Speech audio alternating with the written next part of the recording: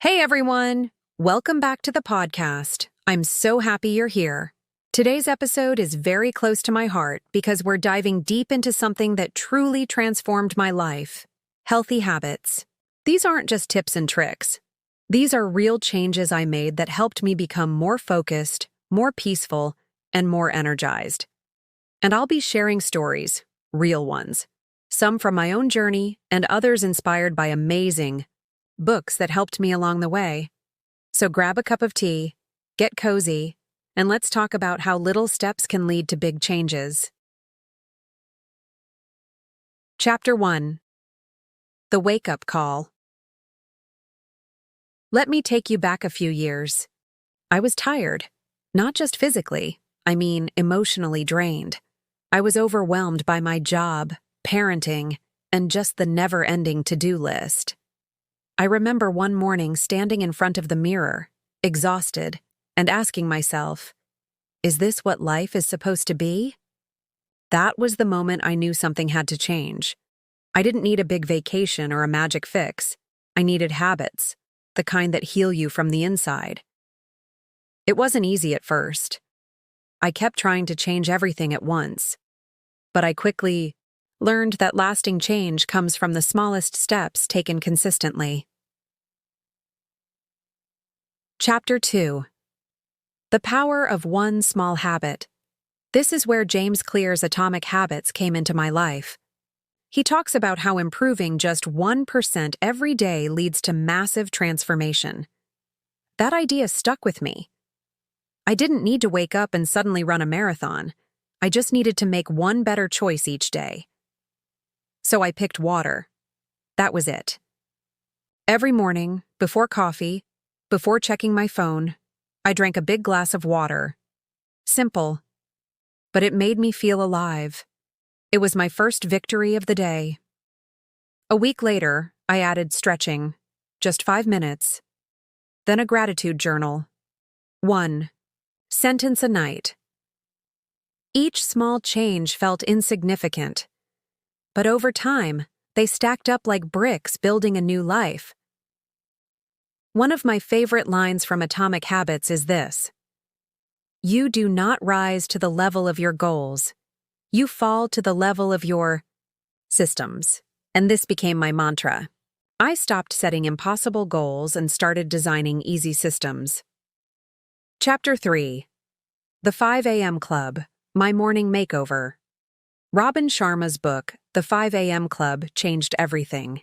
He says, own your morning, elevate your life. So I decided to try waking up at 5 a.m. It was hard at first, I won't lie, but I started small. First week, I woke up at 6:30, then 6. Eventually, 5 a.m. In that quiet morning time, I did 3 things. Moved my body, 10-20 minds walk or stretching, reflected, journaling, prayer, gratitude. Grew my mind, read 10 pages of a book. This victory hour helped me start the day with peace and power. I was no longer chasing the day. I was leading it. I remember one morning the world was still dark outside, and I sat with a cup of herbal tea, reading The Alchemist by Paulo Coelho. I felt calm, purposeful, and connected to something bigger than me. That morning became a turning point. I was becoming who I was meant to be. Chapter 4: Mindfulness and the Power of Now. I used to live in the future, always planning, always worrying. Then I read The Power of Now by Eckhart Tolle. He said something that hit me hard. Realize deeply that the present moment is all you ever have. So I began a mindfulness habit, just 5 minutes a day, sitting, breathing, letting my thoughts pass like clouds. It was awkward at first, my brain was busy. But over time, I started feeling calm even in chaos. One time I was in traffic, running late, kids in the back seat getting loud, and instead of yelling or panicking, I took a breath. Just one. And it brought me back to the now. That one breath was powerful. Now, mindfulness is my anchor. Chapter 5: Movement as Medicine. I used to think exercise meant going to the gym or doing intense workouts, but I learned that movement, any movement, is medicine. I started walking. Every day. Sometimes just around the house. Some days with the kids in the park. Movement became part of my life. My pain lessened. My mood improved. And I started to feel strong again. A book that inspired me here was Spark by John J. Rady. It talks about how exercise boosts the brain. Even 10 minutes of movement can help your memory, focus, and mood. There were days I didn't want to move at all. On those days, I just danced in the kitchen while cooking. That still counts. Movement doesn't have to be perfect. It just has to be yours. Chapter 6. The Habit of Gratitude. This one is magic. Every night before bed, I write down 3 things I'm grateful for. At first, it was hard. I was tired and felt like nothing special had happened. But then I started noticing small things. A kind smile from a stranger, a peaceful moment with my child, a warm meal. Gratitude rewired my brain to see joy. Even on hard days. There's a beautiful quote from The Magic by Rhonda Byrne. Gratitude can transform your life into gold. And I started to see that magic. Now, even in storms, I look for the rainbow. Chapter 7. The Power of Saying No.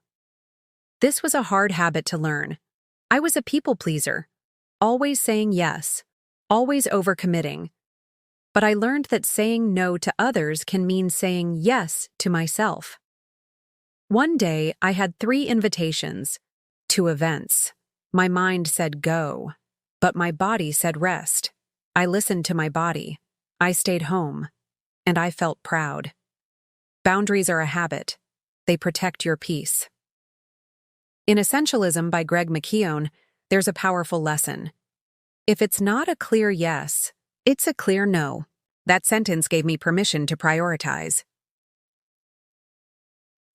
Chapter 8. Eating to nourish, not to numb. I used to eat to escape stress. Sweet things, fried things, fast things. Then I read In Defense of Food by Michael Pollan. His rule? Eat food, not too much, mostly plants. So I started changing 1 meal at a time, adding veggies, drinking more water, eating slowly. Food became fuel, not comfort. And my energy changed. I also started noticing how I felt after meals, not just in my stomach, but in my mind. Clearer, lighter, more alive. And that's when I realized, what you eat is who you become. Chapter 9. Digital Declutter. I didn't realize how much my phone was draining me until I tried a digital detox. Inspired by Digital Minimalism by Cal Newport, I started turning off notifications, checking social media only once a day, keeping my phone out of the bedroom. Suddenly, I had more time, more focus, more peace. I began to reclaim my attention, and in doing so, I reclaimed my life. One weekend, I turned my phone off for 24 hours. I baked cookies with my kids. I read a book. I felt present. That was the moment I knew. Less screen, more life. Chapter 10. Sleep is sacred. Sleep is the foundation of everything. But I used to treat it like a luxury. Then I read Why We Sleep by Matthew Walker. I was shocked. Lack of sleep affects memory, weight, immunity, even happiness. So I made a sleep ritual. No screens 1 hour before bed, chamomile tea, soft music, or a calming podcast. Now, sleep is my superpower. I protect it. I honor it. Because when I sleep well, I live well. Chapter 11. The 2-minute rule. Back to atomic habits. James Clear talks about the 2-minute rule. When you start a new habit, it should take less than 2 minutes to do. I use this to build routines, mins of stretching in the morning, mins of journaling at night, mins of reading a book, small steps. Big results. This rule helped me beat procrastination. Once I started, I often continued. That's the secret. Start. Small, stay consistent. Chapter 12. Being kind to myself. This might be the hardest and most important habit, self-compassion. I used to beat myself up for every mistake. But I learned that growth happens when we treat ourselves with kindness. Now, when I mess up, I ask, what would I say to a friend? Then I say that to myself. Dr. Kristen Neff, author of Self-Compassion, teaches that we thrive when we are gentle with ourselves. That's a habit we all deserve to build. Chapter 13. Teaching my kids healthy habits. The best part? My kids are learning too. We do morning stretches together. We cook healthy meals. We have gratitude talks at bedtime. One day, my daughter said, "I'm grateful for the sunshine and that you hugged me." That moment, more than any book or success, was proof that habits can change lives. My kids watch me. They copy me. That's why I choose habits I'd want them to have. Chapter 14. Your turn to start. I want to end with this. You don't have to do everything. You just have to start. One habit. One small change. Drink that water. Take that walk. Say that kind word to yourself. These habits didn't just change my days.